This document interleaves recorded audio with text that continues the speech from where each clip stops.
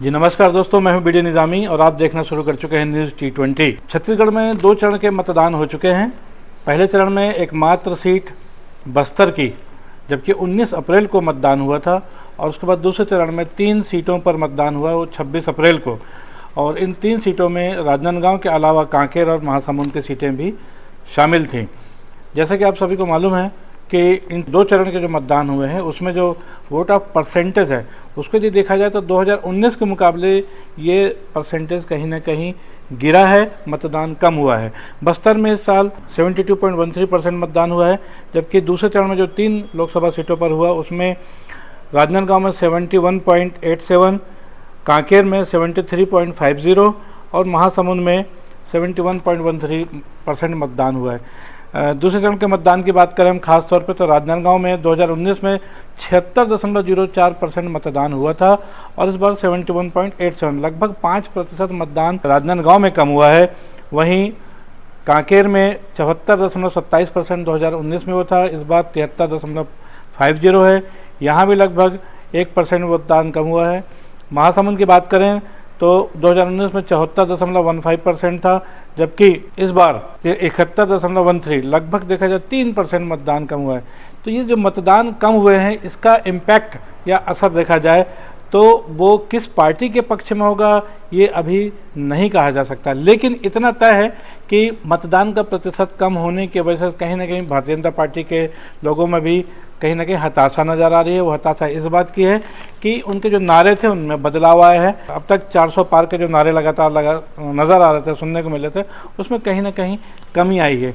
और अब देखा जाए तो पिछले 3 दिनों से जो भारतीय जनता पार्टी जिन नारों के साथ, और ख़ास तौर पर प्रधानमंत्री, उसमें अल्पसंख्यक, मुस्लिम और मंगलसूत्र जैसी बातें जो चुनावी प्रचार के जो सभा है उनके उसमें सुनने को मिल रही हैं।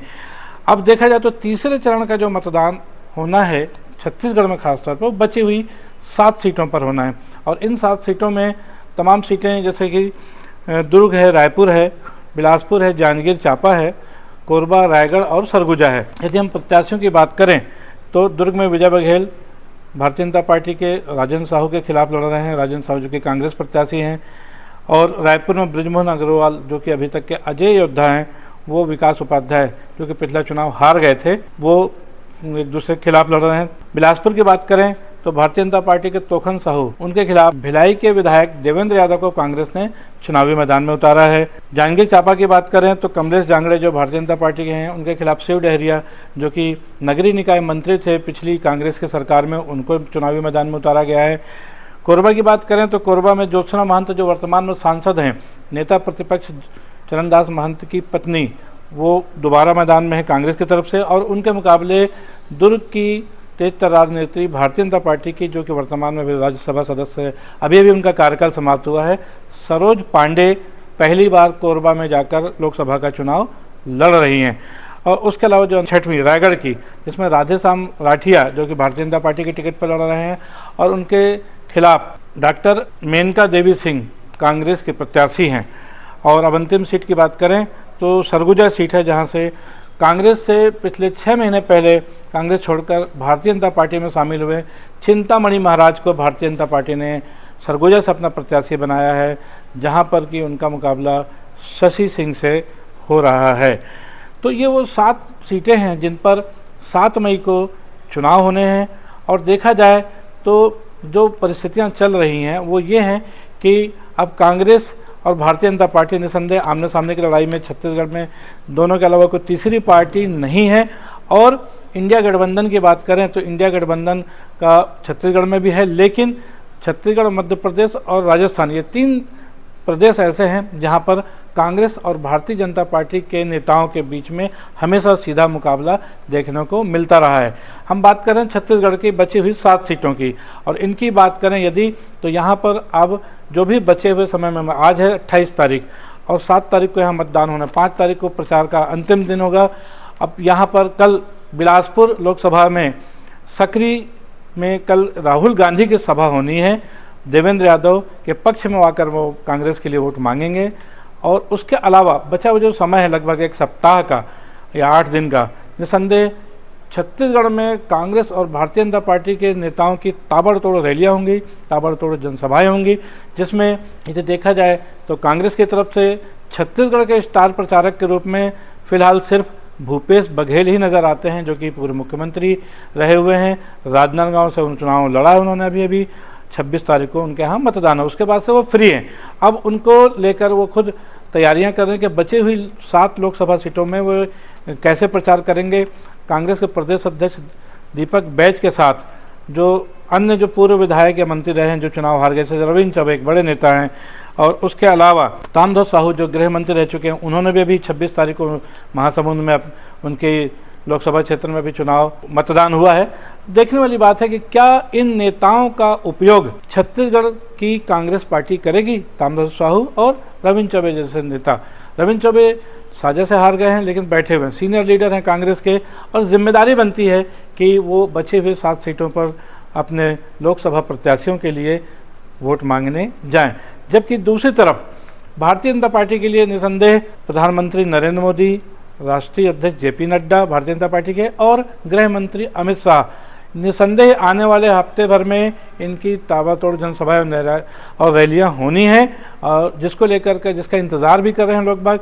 सवाल सिर्फ इतना ही है कि जो प्रत्याशी कांग्रेस ने उतारे हैं उसमें ये देखा जा रहा है कि 7 जो सीटें हैं उसमें, बल्कि 11 सीटों में पूर्व मुख्यमंत्री भूपेश बघेल की जो राय है उसको तरजीह दी गई है, महत्व दिया गया है, और उनके हिसाब से प्रत्याशियों का चयन किया गया है। इसलिए निसंदेह बचे हुए समय में, जबकि तीसरे चरण के चुनाव में बची हुई 7 सीटों पर मतदान होना है, भूपेश बघेल के ऊपर एक बड़ी जिम्मेदारी रहेगी। जैसा हमने कहा कि पूर्व मुख्यमंत्री भूपेश बघेल की कांग्रेस टिकट वितरण में चली है, और इसीलिए दुर्ग से राजेंद्र साहू जो कि उनके गुरु भाई भी हैं, पहली बार वो लोकसभा का चुनाव कांग्रेस की टिकट पर लड़ रहे हैं। निसंदेह भूपेश बघेल के कहने पर ही राजेंद्र साहू को टिकट दी गई है, इसलिए राजेंद्र साहू को भी जिताने के लिए कमर कस के भूपेश बघेल को बचे हुए समय में प्रचार के लिए उनके साथ निकलना पड़ेगा।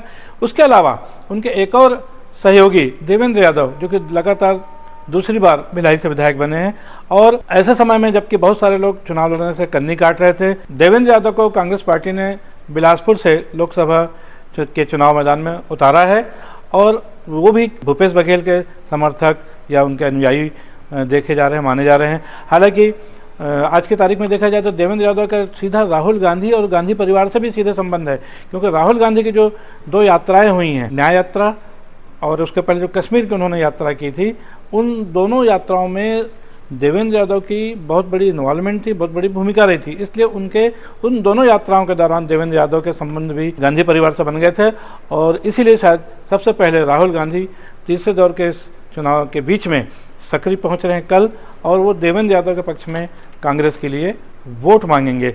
हम बात कर रहे थे भूपेश बघेल की।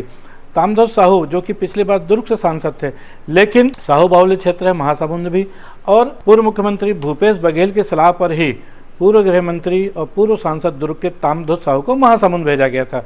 तो इस तरह अब चूंकि वो सब खाली हो चुके हैं, तो अब इन सभी नेताओं की जिम्मेदारी है कि बचे हुए समय में अपने 7 सीटों पर कांग्रेस के पक्ष में चुनाव प्रचार करें, और अपने बाकी बचे हुए प्रत्याशियों को जिताने के लिए जो कुछ कर सकते हैं वो उस पर मेहनत करें। देखना यह कि आने वाले समय में कि कांग्रेस और भारतीय जनता पार्टी के नेता टॉप क्लास के कौन कौन छत्तीसगढ़ में आते हैं, कहाँ कहाँ जनसभाएं होती हैं, क्या क्या वादे होते हैं, क्या क्या बातें होते हैं, इस पर तो निगाहें रहेंगी।